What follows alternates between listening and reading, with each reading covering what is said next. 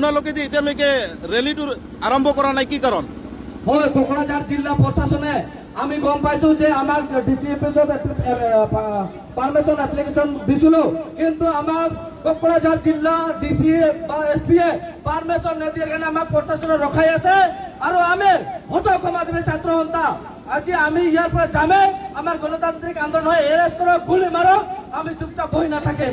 আমার আদিবাসী সকলক জনজাতিকরণ দিছে নাকি অসম সরকার? আমাক আদিবাসী সকলক মাটি পাটা দিছে নাকি? আদিবাসী সকলৰ যি আমাৰ অধিকাৰ আছে 1996 পৰা বিঘৰ হৈ আছে, তেনেকে ঘৰ বাৰী পোৱা নাই। এই মানুহকেইটা ঘৰ বনাই দিছে নাকি চৰকাৰে? আৰু জিলা কোকৰাঝাৰ জিলা প্ৰশাসনৰ এছপিক আমি আহ্বান কৰিম যে আপোনালোকে অতি শীঘ্ৰে আদিবাসীসকলৰ ঘৰবিলাক বনাওক। আৰু যিবিলাক আমাৰ বিদ্ৰোহী সংগঠন আছে আপোনালোকে কিমানজনক আজি ইহঁতক সংস্থাপন দিয়াৰ কাৰণে নাম এক্সপায়াৰ কৰাৰ পিছত আমাৰ গাঁৱত আছে এই ভাইসকলক আপোনালোকে কি সন্মান দিছে, কি সন্মান যাচিছে চৰকাৰে, এইটো জবাব দিব লাগিব।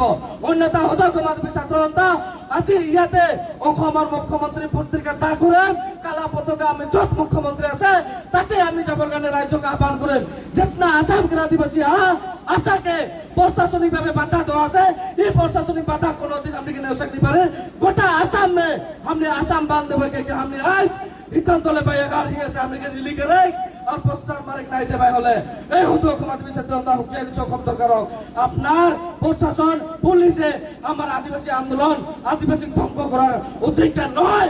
একটা আদিবাসী সান্তাল মানুষ ট্রাইব লেবার জাতি বনোৱা অসমৰ মুখ্যমন্ত্ৰী তো আমাৰ হেমন্ত বিশ্ব শৰ্মা বা আমাৰ বিজু হাজৰিকাৰ নিচিনা দালাল মন্ত্ৰী আদিবাসীক ধ্বংস কৰাৰ যি ষড়যন্ত্ৰ আমি কেতিয়াও চুপ নাথাকিম।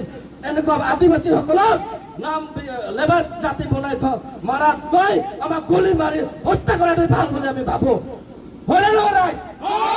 আমি গুলি রাম বুকুত, আজি বুকুত আমি গুলি রাম।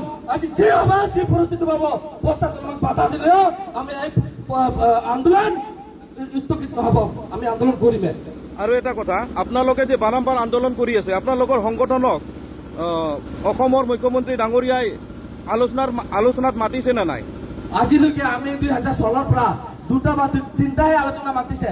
সব আলোচনাত কৈছে আদিবাসীসকলক জনজাতিকৰণ হৈ যাব, 10% বাকি আছে আৰু আমাৰ কাষ্ট সাৰ্টিফিকেট কালি পৰহি দিম বুলি বিজু হাজৰিকাৰ মুখ্যমন্ত্ৰী নিজে মুখত কৈ গৈছিল প্ৰদীপ নাথ ডাঙৰী থাকোতে। তাৰ লগতে আমি নিজে অসমৰ মুখ্যমন্ত্ৰী কৈছিলো যে আমি ছাৰ এছটিটো আৰু আমি শ্ৰমিক উদ্যোগ মন্ত্ৰী আৰু আমাৰ আদিবাসীসকলক উৰা মুণ্ডা সান্তাল খাৰিয়া হ বিল হিচাপে কাষ্ট সাৰ্টিফিকেট স্পষ্টকে দিয়ক। ল'ৰা ছোৱালীসকলক পুলিচৰ চাকৰি যদি যায় তাতেও আমাৰ ঠেক খায়। ইউনিভাৰ্চিটিতো আমাৰ ল'ৰা ছোৱালী এইটো সাৰ্টিফিকেটৰ কাৰণে আমি বহুত জায়গাত আমি ঠেক খাই আছো। এইকাৰণে হতো সমাজবাদী ছাত্ৰ সন্থাই মুখ্যমন্ত্ৰীক বাৰম্বাৰ আহ্বান কৰা সত্ত্বেও আমাক এই সাৰ্টিফিকেট দিয়া নাই।